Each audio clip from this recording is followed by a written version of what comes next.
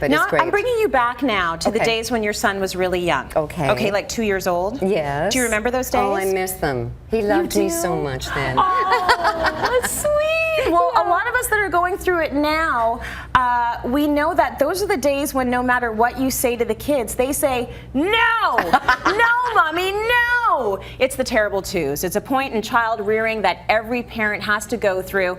Next, Nanny Robina helps one family deal with their son's tantrums. Can you clean up?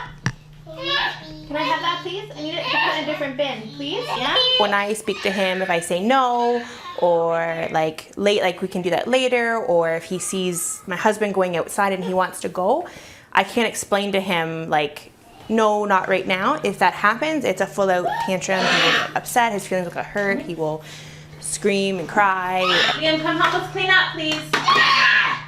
Child will actually use a tantrum as a form of communication. Yeah. Like every time he doesn't get what he wants or anything that he does want, he will just have a big meltdown because you're communicating with him via the tantrum. Truck. Do you want your truck? Yeah? Say truck. In order to encourage him to use these words, whenever you pass him something, have him repeat it after you. So, you know, you may give him his snack cup. So you can either say Cheerios or you can say snack. Yeah. So you can say, he's your snack, say snack. And, you know, he's going to say snack cup, for example. He's a little person and he's got to learn from the tantrums how to control his emotions. So I don't want him to stop all the time. A child has a tantrum. We want him to learn to come back from it. Yeah. We want him to deal with it. And that is part of his growing pains, if you like. Unfortunately, it's painful for you too. Yeah. It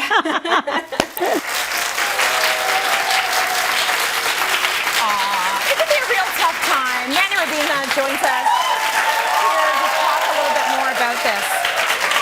So you've got the kids, you're in constant fear of them flipping out, especially for me in a public place. You do not want your child having a freak out. So let's talk a little bit about how you can actually control the whole tantrum situation. You say something as easy as using marbles might be something that can encourage them to stop with the tantrums. Yeah, absolutely. You know, if you're always looking, well, parents and myself, we're always looking for new ways to be able to control that situation because, as you said, when you're out in public, it can be embarrassing. It can be embarrassing, and you know, tantrums, if they're not handled correctly, they just escalate and they become a way of communicating with you. So the first thing you want to do, first of all, is in order to head it off, let's say, like you want to just stop it, you want to prevent it, do something really silly. Okay. Okay, you can do something like, when was the last time you actually ran away from your child? Oh, I do it all the time. I am the silly parent. They're like, you're not a grown-up, right? I'm like, no, I am. I really am. I am the grown-up. You know, but be silly. You run, you do something out of the ordinary, and you catch their attention for that second. They're like, whoa, where did she go?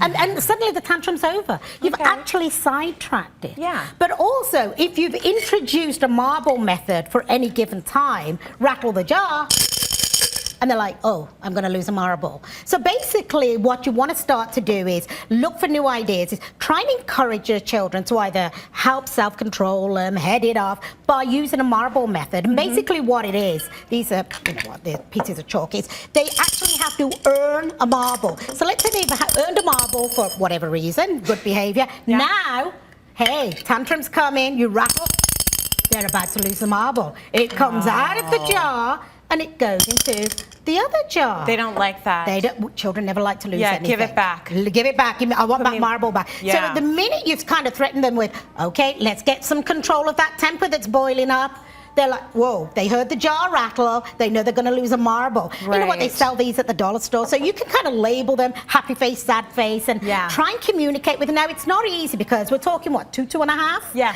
So it will take them a moment for them to grasp it, but they will get there.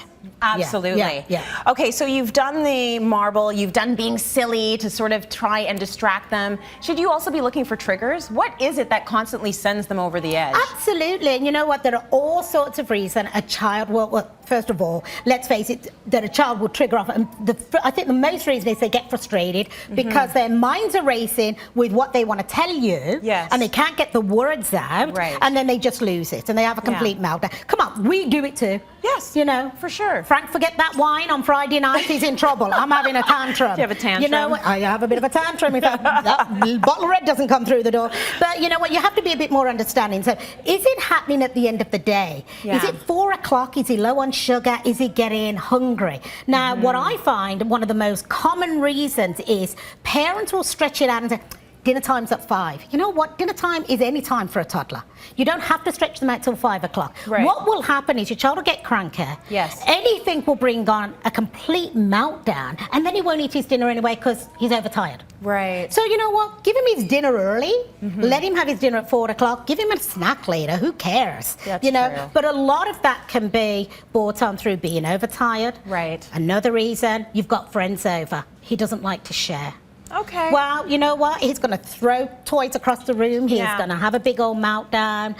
Take those away. You've got to be a bit more understanding. Take some of those favourable toys away. Don't force him to share at that time. Right. You know? At the same time, you say you need to actually praise your 2-year-old when they're doing things correctly. Yeah, because I do find that, you know, there comes a certain stage where we get on them for everything. Yes. And I think sometimes you forget to praise for those little things. So, Right. you know, little Sam goes along and he picks his toys up. Mummy said, go pick your toys up before we have dinner. He picks them up and that's it. Yeah. And then you move on to dinner. Do you know what? Acknowledge the fact that he did it. Give him a really big thank you. That was a really good boy. That was great doing. And, Yeah. you know, he picked his toys up. Acknowledge that. Because children want to please their parents. They All sure they want to do. do is they want to make you happy. Right. So by praising, sometimes you can turn that whole scenario around. Right. Just by praise, because they will want you to praise more often. Yeah. And you know what? Every time they have an argument or a complete meltdown, there are times that you should just walk away. You don't have to attend every meltdown you're invited to. Step over him, walk away. That's a good technique. Yeah. I think, like, if you're going crazy, I don't want to be a part of your crazy world. Put yourself in timeout. Go into the other Yeah, room I'm and getting put the outta kettle on here. and have a cup of tea. Yeah. I'm Yeah. having a cup of tea I'm having a cup over of in the tea. other room. Marilyn and I are having tea. Okay, so you talk a little bit about distraction, and I think it's one of the actually more fun ways to head off a Yeah, tantrum. So yeah. we have a fun way to distract the child for our audience today.